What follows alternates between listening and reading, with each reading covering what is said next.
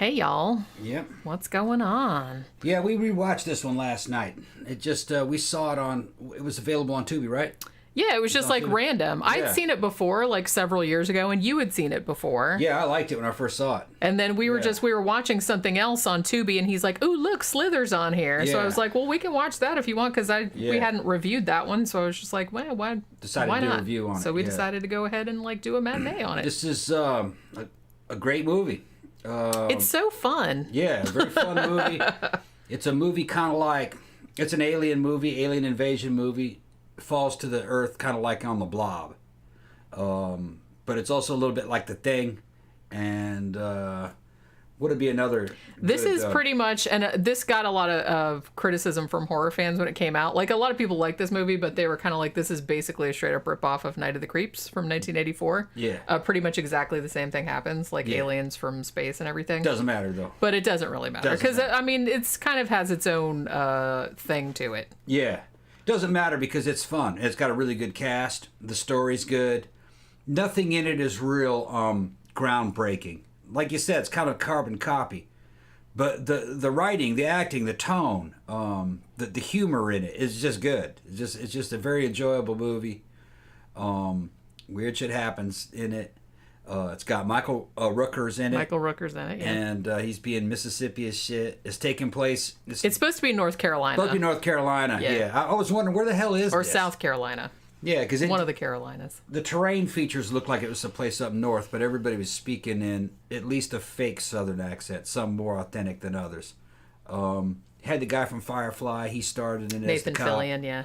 He's my favorite character in it. And then Michael Rooker's wife's played by a hot young thing. What's her name? Elizabeth Banks. Yeah. She's been in a fuck ton of movies since then. She does a great job in it. It's kind of it kind of rips on horror movie, but it does take it seriously too in a way. But there's just a lot of humor. It kind of pokes fun at Southern culture a little bit, like you know what I mean? Like, you know, certain things in Southern culture are taken very seriously in this movie, like marriage. You know what I mean? Which is a bunch of fucking jokes on marriage,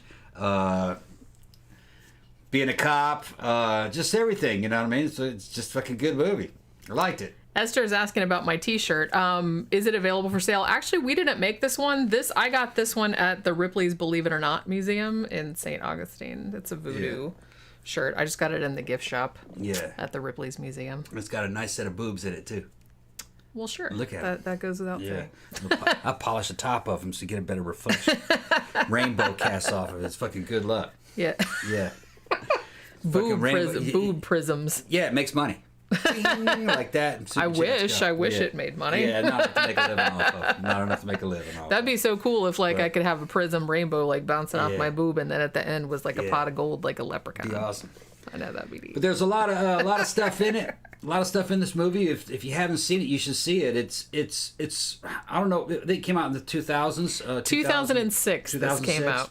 Yeah, which was kind of like a cookie cutter type of a movie for 2006, but it's kind of aged into a little classic. The thing about this, here's what's really interesting. In case you guys didn't know, this was actually James Gunn's first directorial debut. Obviously, he went on to much greater fame. He directed the Guardians of the Galaxy movies. He did Suicide Squad, shit like that. But before he did this movie, he was actually like a screenwriter, and he worked on a lot of trauma movies. I think his first screenwriting credit might have been Romeo and Juliet, if I'm not mistaken. Yeah, it does kind of feel like a trauma movie. So he's kind of like a horror guy. Yeah.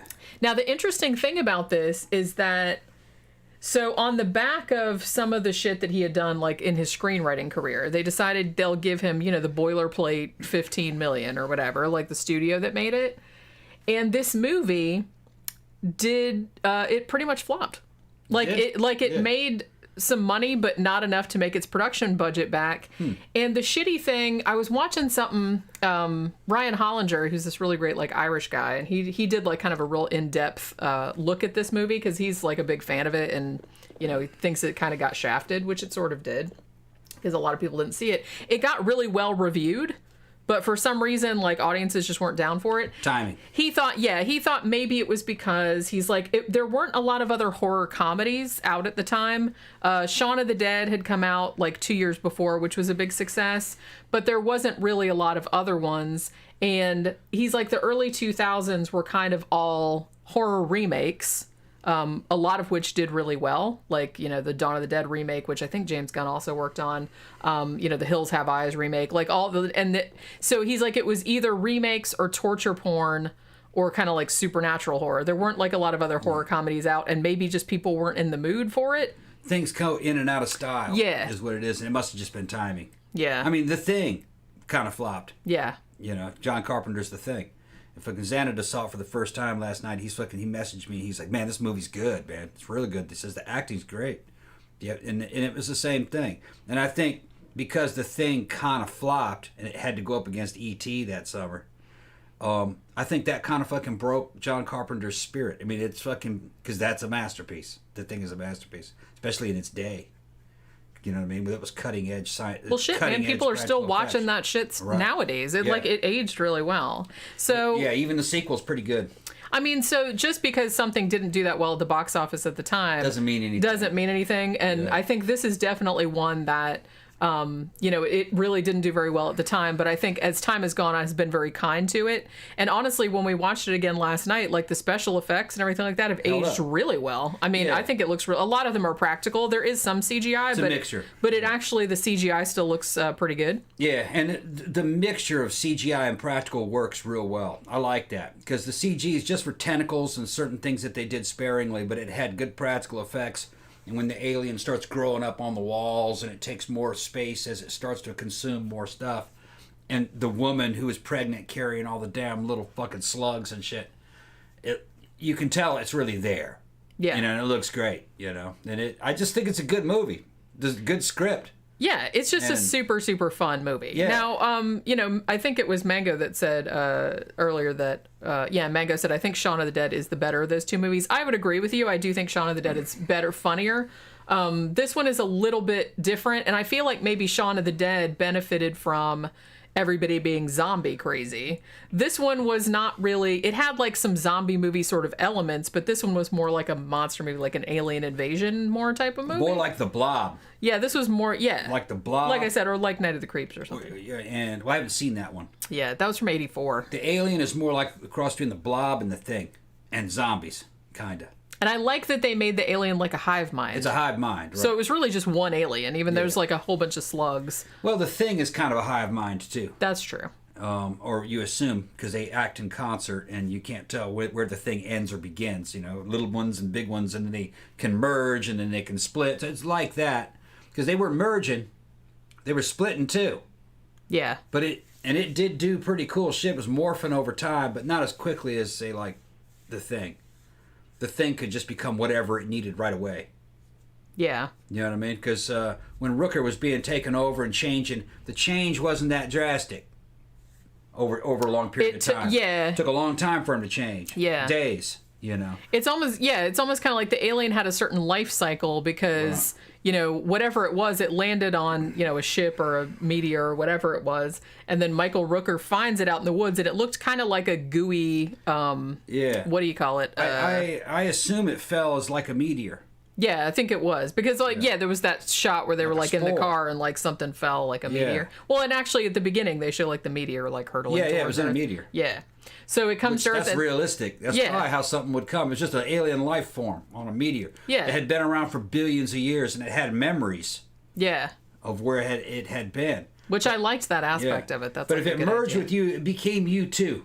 Yeah. So you were kind of a mixture of the alien. Because he still remembered, and he wouldn't... Remembered his wife and stuff. And he still remembered his wife, and it was still, like, he was still able to feel human emotions and stuff. Yeah. And some of the funniest part, too, was when the other people, like, when he impregnates, Brenda, and she, like, blows up... Into the womb. The womb. He turned her into a womb. And then when she explodes, and all the fucking slugs go everywhere.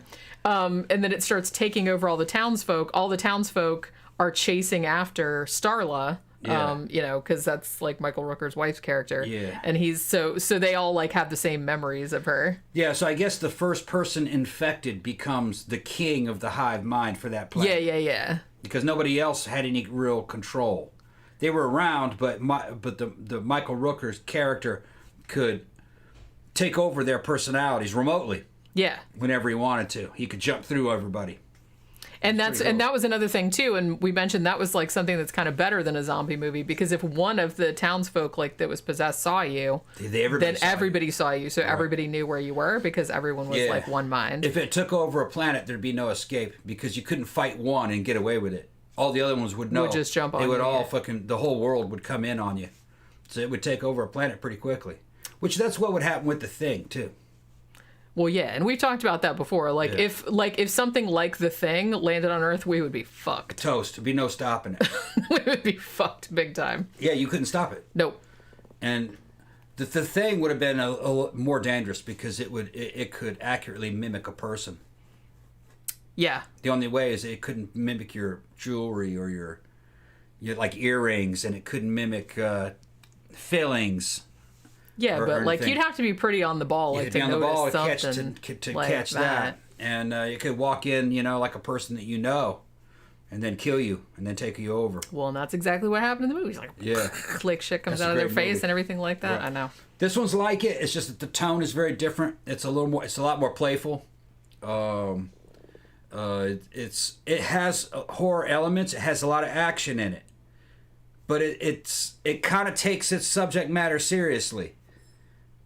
But the characters are very humorous. Yeah, it's definitely a comedy. I like that it's like really gory and goopy, and it has like a lot of, like you said, it has like some scary shit in it. Because if you think about the implications of it, it's like a pretty terrifying thing. Yeah. But I really like.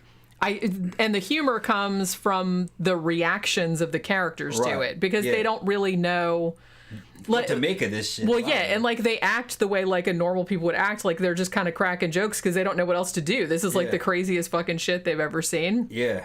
And so, I mean, and Nathan Fillion is so, like, I love him in everything. Like, I'm a big fan of Firefly and stuff. And so just his deadpan kind of like when he first sees like the Michael Rooker, like the monster, like the final form with all that I said, it looks like the shunting like from society where they're all like stuck together, and he's just kind of looking at it going, well, now there's some fucked up shit. Yeah. You know what I mean? Yeah. It's just like so fucking great. And I thought what I liked was like the relationship between Michael Rooker and his wife. Rooker's looking good. He's about 50 something in it. He's in real good shape. He must be on that damn juice. I don't know. But he's rich. He's got this big house, and he married this fine young thing who's much younger than him, probably by 20 years maybe. Yeah, something like that. And she was from the trailers, and her parents died, so kind of left her penniless. So he scooped her up when she was young and sent her to college. I think what they say, he scooped her up when she was 17. Yeah, something. Yeah, that's right. So she comes back and she's kind of like the town fucking teacher. She's like super hot, and all the fucking teenage boys are fucking drooling over her. So they threw that in there. That's good. But because it's Southern culture, she loves him. I think she does. But I think she's also kind of sick of him, because she got tired of sleeping with him, so he went down to the bar and met up with another one who was a little bit older but hot too, and she had a crush on him when she was a girl. And they go off to go make out, and then he decides that he's not going to do her. Yeah, he's going to be true to his wife. Because he's a good guy. He's a good dude. Yeah, he decides he's not going to do it. Yeah. But then they find the damn asteroid thing, and he immediately gets impregnated. It jumps down and it bores into his. Yeah, it like shoots a little needle. It hooks up with his brain, and then it turns on her.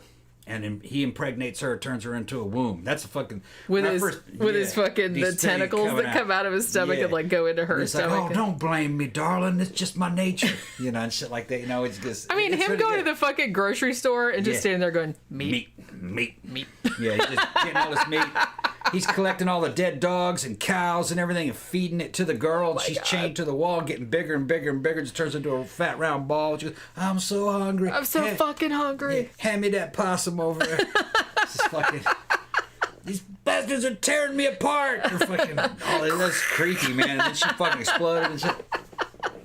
Yeah, it's good. It's so gooey. This movie is so gooey. Yeah, but, I love it, though. Yeah, but Rooker fucking goes back to his wife, and she's seen he looks sick. He's saying it's just a bee sting. It's just a bee sting, darling. The doctor gave me something. I'm gonna be all right. And he's going out fucking doing all this kind of shit. And I liked it. She in the end, she realizes he's a fucking monster. But she's like, I'm gonna stay true to your darling, just like I said. She's trying to save the marriage and shit. It's fucking funny. Well, I think she was trying to get close enough to him to like kill him because at that time. Yeah, by the time the end came. But early on, you know what I mean. Before she saw him cut that dude in half, she was trying to. Yeah. You know, which is also a she's great trying scene. to save the marriage and shit. Yeah. Because that dude was all trying to like drop his nuts and everything. Yeah, you better stop it like that, and the fucking tentacle went out and cut the whole front. He's like, what? Yeah, his intestines going everywhere. Good. So awesome. Good, yeah. Honestly, I have to say, one of my favorite scenes in this wasn't even like all the gore is great, like everybody's great in this. One of my favorite scenes is when, like, the first time after they see him and they just kind of see him from far away, so they kind of see like the tentacle action a little bit, but everyone's still kind of making jokes about it, and they're all like in the police station, and they put that little stuffed squid like on the dude's computer and shit like that, and he's like, just, this isn't funny, what the fuck. Yeah. And then like when they're trying to figure out like where he's gonna hit next, and they have these little squid stickers like from where, it's just like shit like that was like so funny because I love that like kind of lower. Con's never seen Slither, man. You got to see it. Oh, thank you. No need for me too. Oh, okay. Yeah, finally made it. Missed you guys in the chat, peeps. Yeah. Thank you. I want to say like Alea's here too. Okay. Yeah, Elias. Yeah. Yeah. We're gonna go see. We're gonna go see the concert next week. A Starry Night. We're gonna see a Starry Night On Saturday night. Yes, you guys better get. I know. ready I'm for excited. That. I haven't seen them in a really. Yeah, long I don't know time. if you guys ever been to Will's Pub, but Will's Pub's good around here. Yeah, I like venue. it there. Good for live music and beer. Beer and live music. Yeah. What else do you Kinda want like out of life? Kind of like it's an Irish pub. It's kind of like a place where you see punk rock bands and stuff. Yeah, all kind of bands play there, you know. They do, yeah. But it'd be like a good place to see like It's a punk like- rock band or something. It's like stuff with like posters and memorabilia stuck Yeah, over the it's got all wall the and walls. filthy bathrooms and Right. you know, it's super Yeah, fun. it's like that. It's like out of the movies. Yeah, it's like that kind of with like old Yeah. pinball machines and shit like that. Yeah, it's fun. Yeah. But yeah, so it's like little scenes like that are like what's super funny to me. Like all like and the whole shit with what's her name? That actress that was in The Office that played Pam. What the hell is her name? She was married to James Gunn at this time, so I think she was in a bunch of his movies. And she has like a really small part in this. Like she's like the dispatcher at the police station, and she's like talking to him over the thing. And she's like, "All it's in here is this skater is like around and whatever." Yeah. And then like he asks her a question, she's nodding into the radio. Yeah. And he's like, "Are you nodding?" Yeah. There's all kinds of good humor and everything, like teasing the one cop because she was a lesbian. If she wasn't a lesbian, she'd have got married to Michael Rooker, rich guy. Yeah. Remember that? And I mean, and the guy that plays the mayor in this. Oh, he's a douchebag. Oh my God, he's so fucking funny. Yeah. Like that fucking freak out he has at the end. He's like, you know, people like driving my people around like skin cars and like there's no Mr. Pibb in the fucking cooler. Yeah. And he's just like having a fucking wig out. But the cool thing about this is that even though he's a dickhead, he's still like a good, like a likable character. You know what I mean? Like everybody in this is a likable character. Yeah, they're just kind of riffing on small town America in the South. Jenna Fisher, thank you. That's that actress's name. It's like a small town South, you know. Yeah. And it's pretty stereotypical. It's about what it's like. It's poking fun at it, but it's not disrespecting it. It's just that's what I mean. It's poking fun, but it's like affectionately poking fun. Yeah. You know what I mean? Which, like I said, that's kind of a hard line to draw. Well, a lot of people in the movie are Southerners. Yeah. Well, yeah, that too. Yeah. So there's probably that whole thing. So yeah, he's not making fun of them. It's just kind of like there are idiosyncrasies in Southern culture. It talks about it. And everybody in this is, like I said, even the people that, even Michael Rooker's character, who, in a lot of movies, they would just make him a bad guy. He's a good guy. He's a good, you know, deep down, he's a good guy. He's got, like, flaws, but everybody in this has flaws, but they're still, like, likable people. He loved his wife. He could have cheated on her, and he said, "No, I'm not going to." Yeah. And then the monster got him. And then he got monster merged with the monster. Yeah. Yeah, and its nature overrode his, but he remembered his wife. It's just that wouldn't stop. And he was really, doing really trying not to hurt her. Right. Because he remembered her. But he was like, how can you blame a man for following his nature? Because your nature changes as soon as you know, become one with this monster. But it's good. It's kind of like The Thing. Kind of. Yeah, like a fun comedic version of that. Yeah. And, you know. But it had some fucking scary shit in it, too. You know what I mean? Like, when she got turned into the womb, when I first saw that was very disturbing.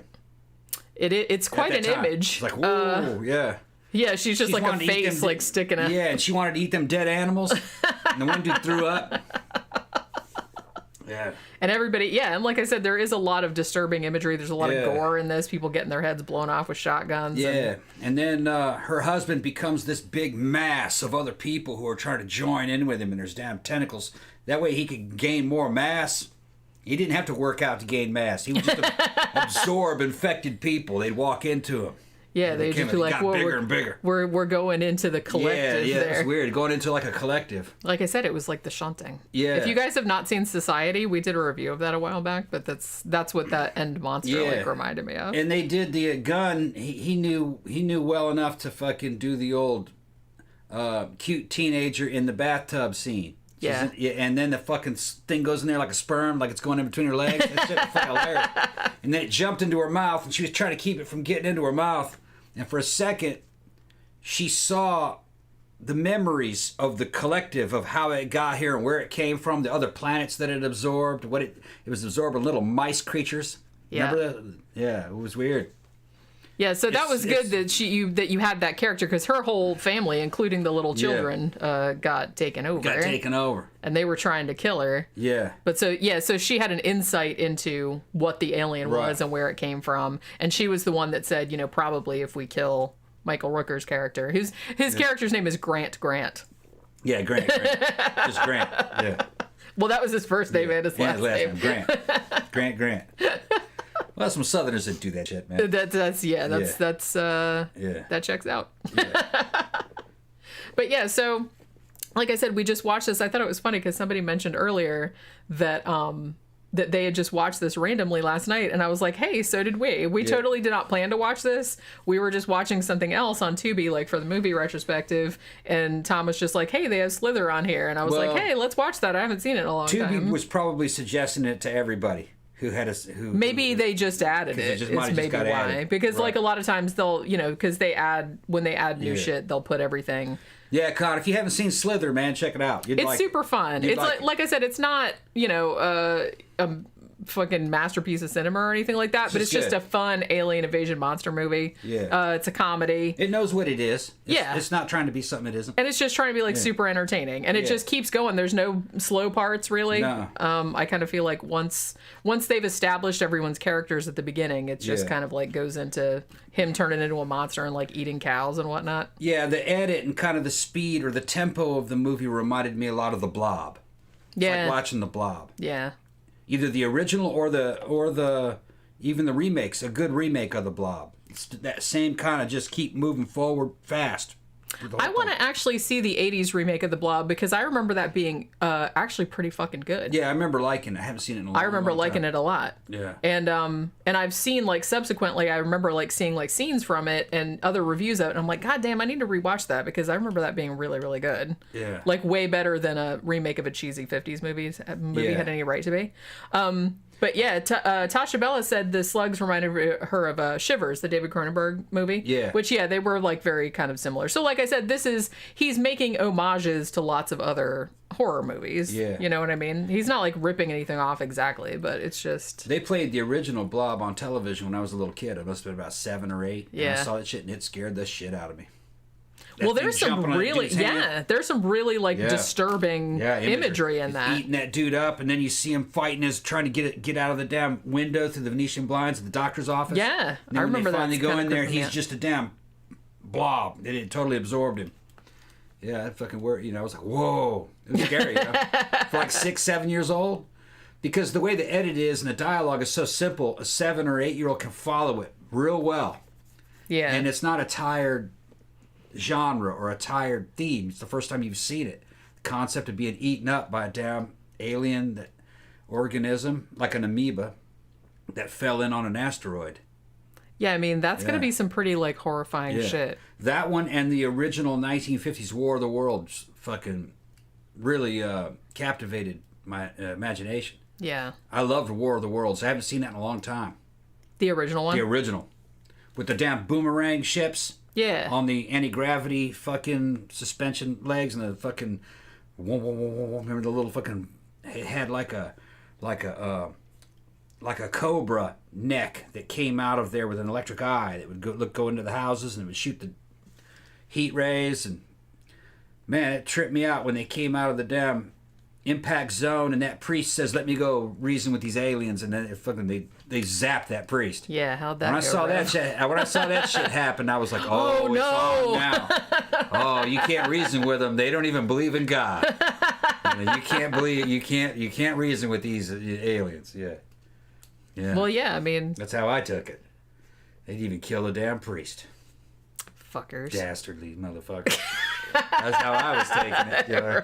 They were here to annihilate everything. And they would annihilate the dogs and all the animals and all the damn cows and shit. Yeah, see, now that's where I draw the line, like I said. Yeah. That's my horror movie rules. It's like, you can kill all the people you want, but leave the little I gotta see that leave one the again. little kitties and doggies alone. They didn't hurt anyone. Yeah, I gotta see that one again.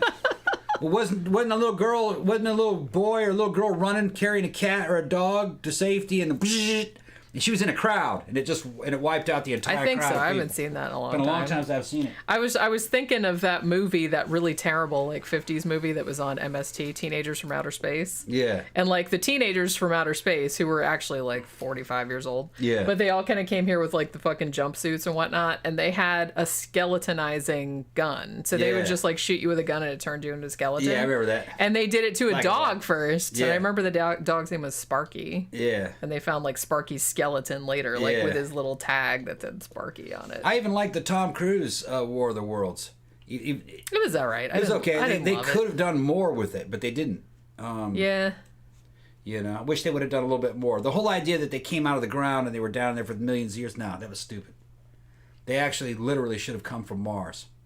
Underneath the surface of Mars. That's where they should have come from. Yeah, I mean, I feel like that probably would have been more believable. Yeah, it didn't make any sense that they were underneath. Because they're like, they lived way under the, under the surface of Mars, so we didn't see it when we did all it. Yeah, I mean, because that could totally happen. Yeah. Well, I mean, it's believable enough for a science fiction. For a science fiction movie, yeah. I know everyone's more sophisticated nowadays. Right. Can't get away with the shit they used to be able to get away with back in the old days. I would have said that they were down inside the core, near the core of Mars, and they had a huge city down there, and they had to leave. That they had been building that armada for tens of thousands of years. But I guess people would have said, well, they would have won. Well, yeah. That's what it really would have happened.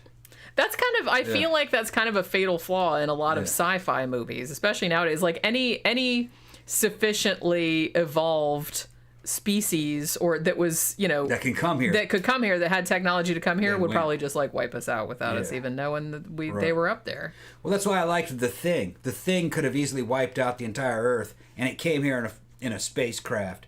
It's just that it by chance landed in Antarctica and got frozen. Yeah. So it couldn't get. Yeah, it's like our navigation was a little fucked up. We thought that maybe. Well, there's no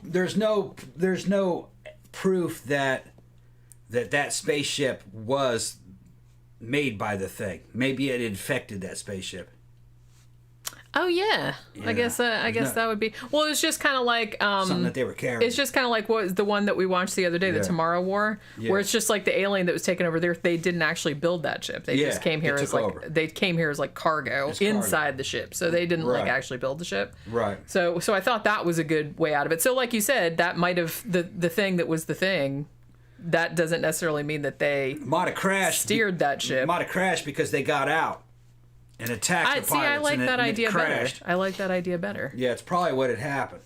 Because it's like, maybe those aliens were coming here to be all like peace and love and everything like that, and then like the Thing got on there was like a hitchhiker, and it was like, fuck all you guys. It obviously crashed there because it was all fucked up, the ship. Although it tried to leave in it later. In the 2011 one, we're dissecting the wrong movie. Okay. That happens every single time. Yeah. That happens every single time. In the 2011 thing, you see the ship again. I guess it was its ship. It was filled with a bunch of tubes. Yeah. You know what I mean? The corridors were just tubes. A series of tubes. And the computer's graphic screens with just a bunch of damn levitating blocks merging and flipping over. Didn't make any sense to a human. Or at least a human eye. It's pretty cool.